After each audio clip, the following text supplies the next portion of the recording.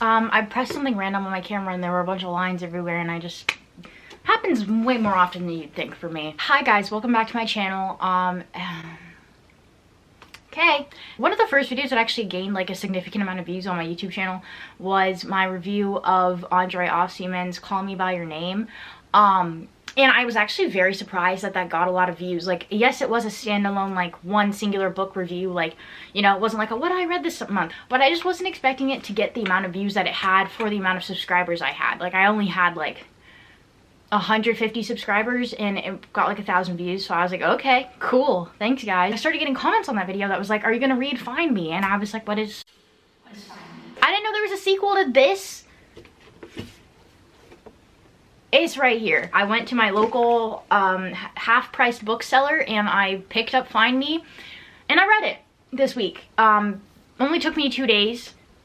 Same with Call Me By Your Name, quick reads. I've got thoughts. Lots of spoilers throughout this video, just to let you know. Now, I did not dislike Call Me By Your Name. I don't like the story in a way. Like, I don't like it, but it's good writing. You know what I mean? Like, I can't say it's a bad book. I just don't like it. Find Me. Okay, I feel like I can get a little bit more froggy with this one. This is set up to be the sequel, I suppose, to Call Me By Your Name. It says on here just author of Call Me By Your Name, but it's a sequel in the sense that it's the exact same universe, and the first act is narrated by Samuel, Elio's father, and then the rest is narrated by Elio, and then I think there's like the last part, I'm pretty sure Oliver did. And so I don't think it's a sequel. I think I would disagree with the fact that it's a sequel, because in my thoughts right now, you know, maybe I'm wrong, but I feel like a sequel is like a continuation of the plot of the first book. Sequel in pop culture. What's a 2? High School Musical 2. Okay, yeah. From High School Musical 1 to High School Musical 2, it's like the next year, it's summer break. The exact same storylines are going on of like Sharpay still likes Troy. Gabriella still with Troy, you know, that kind of thing. This feels like Call Me By Your Name fan fiction. It feels like an AU. Like, it just doesn't feel like it's the exact same universe. I don't know. What is this plot about? So it's about Samuel's father who's on a train and he meets this girl, and then complete jump, and now we're going to Elio and he's living a different life with some dude. So it's just like the plot. There is no plot. So the first act, like I said, follows Samuel, who is Elio's father, who's going on a train to see Elio, and they're talking about what they're doing on the train. Miranda is her name. Miranda is going to see her father, and she's really not excited to see him, and Elio cancels on Samuel while they're at the train, or they're on the train, and so Samuel decides to go with Miranda to have dinner with her father. So I started writing down, when I was reading, just parts that I wanted to touch on, because I was like, the dad is in a similar line of work as Samuel, and so they're both like professors or something like that, I don't know. But he's talking about his dissertation. It's an abstract dissertation about time, and so he's talking about kind of like just awful things that happen throughout time. Like he tells the story of like a World War II pilot who was married to the woman, and then he died, and the woman like remarried and had kids and never told her kids about her first husband. They never knew that she even had a first husband. And then at the end of the story, like after he tells that story, Samuel and Miranda were like, so what's the moral of the story? And he's like, there isn't one. And so that just kind of contributes to like overall the bleakness of this book. Like, it's just bleak. Like, they keep telling stories, then he's like, the end, no one's happy, just moving on. But there was a quote that I thought was, I guess, worthwhile. To me, it proves that life and time are not in sync. It's as if time was all wrong and the wife's life lived on the wrong bank of the river, or worse yet, on 2 banks with neither one being the right one. None of us may want to claim to live life in 2 parallel lanes, but all have many lives, one tucked beneath or right alongside the other. And it's so, I mean, obviously, you know, that puts you in the mindset of Elio and Oliver, how like you could say that their lives were right person, wrong time. I just want to add that no one on this earth talks like how these characters talk. Like, why are you all talking like a tragic romance literary analysis essay? Like, it's just like, God, use words that aren't 3 syllables in a conversation, like, please. Then he said, basically, we don't know how to think of time because time doesn't really understand time the way we do. Because time couldn't care less what we think of time. Because time is just a wobbly, unreliable metaphor for how we think about life. Because ultimately, time isn't the one that's wrong for us, or we for time. It may be life itself that is wrong. That's the only part of this book that I actually like took away with me. You know, you might be blaming yourself on like, oh, I was too late to do something, or like wrong place, wrong time, but maybe it's just like what you're doing itself isn't right. T. Miranda is such a woman. Like, she is very interesting. She has very, very bizarre relationships with her father and her brother. 73 is the first time that Samuel and Miranda kiss, and it was just like very interesting to me that they started to have this relationship. I knew it was gonna happen because Andre Osmond, if he gonna do one thing, is have an age gap relationship in his books. The whole time it felt like Samuel was more of a father figure than a romantic connection to Miranda, because she was like confiding in him about her father and how she feels disconnected from him, and Samuel was confiding in her about Elio and his divorce from Elio's mother. So when they kissed, I was like, ah, you made it weird. You made it weird. Am I surprised though? Not at all. So another reoccurring thing that I think happens through both books is like this concept of finding your soulmate kind of thing, like you're the part that completes you.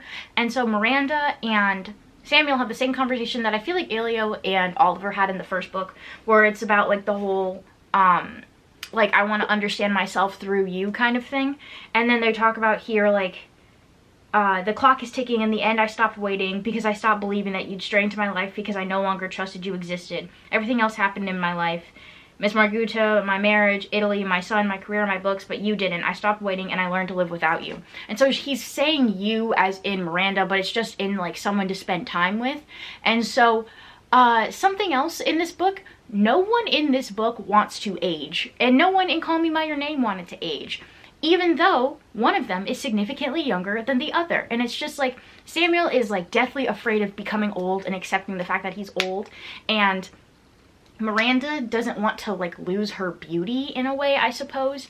And then Elio doesn't want to lose like the feeling that he gets of like youthful innocence with Oliver. And it's just like, you're gonna age, like you're just being weird. Everyone in this universe needs to leave every other single person alone and figure themselves out before you start interacting with other humans again. Quiet time, separate corners, like, please. Miranda and what's his name? Samuel, right? Yeah. They talk about the first times that they had sex, and Samuel like said the wrong person's name when he first had sex, and Miranda she lost her virginity to her best friend, or her brother's best friend. And the setup was really weird. Like, her brother was right there and he was mirroring the movements of his best friend up until he had sex with her. And then he was like, no, it's weird. She's my sister. Because, okay, now we're getting weird, I guess. Miranda has resented him from that day and is mad at him because he didn't do it. And I was just like, what is going on with her? And they never, like, explain, like, Andre Osmond, as an author, from anyone's perspective, never explains why Miranda is like this. Like, just never explains why. Because I was like, was she abused in the past? Like, is this her father to blame? No. She just liked it. I know he's never forgiven himself or me, but it is I who have never forgiven him. I was offering him everything I was because I worship my older brother.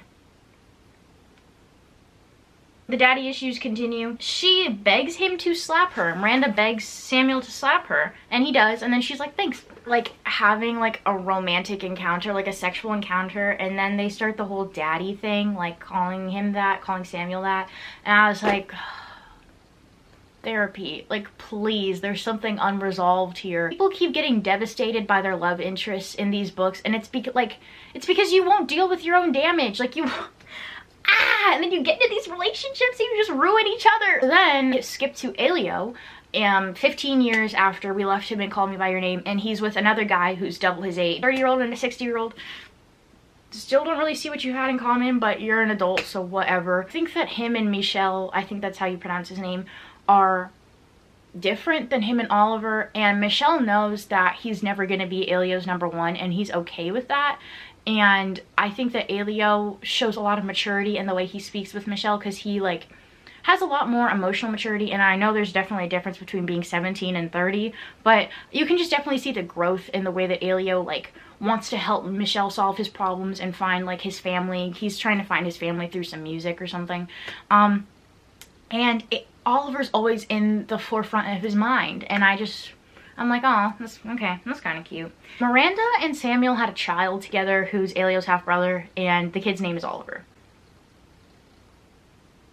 Oliver, I think, is the first person in this universe, the Call Me By Your Name universe, that is capable of some form of, like, self-betrayal or, like, deception in a way. Like, he's the only person who understands where he was at fault and how can I grow from that. That would technically make Oliver's storyline a tragedy, and I think that that would be something that I'd love to have a conversation about, because he does end up with Elio and they do end up raising little Oliver as their own because Samuel dies. Overall, I gave this book 2 stars, honestly, because I just didn't really follow, and not in the sense of, like, I don't know what I'm reading, but I was just like, where are we going? Like, what is stringing this along in the kind of sense? Like, it's not a bad book, but I don't think it's a sequel, and I don't think that I would have read this if people hadn't commented it. Like, I didn't really feel a need to read the second book in the series.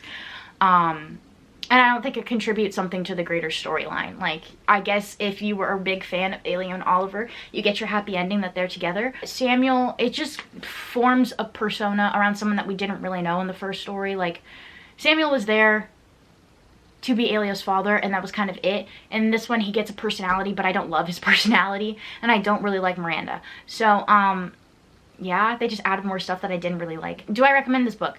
No, not really. I don't think that you would be at a loss if you read it, but I don't think it's something that you need to jump up and do. I wash my hands of it, okay, at this point. I hope you guys have a good day.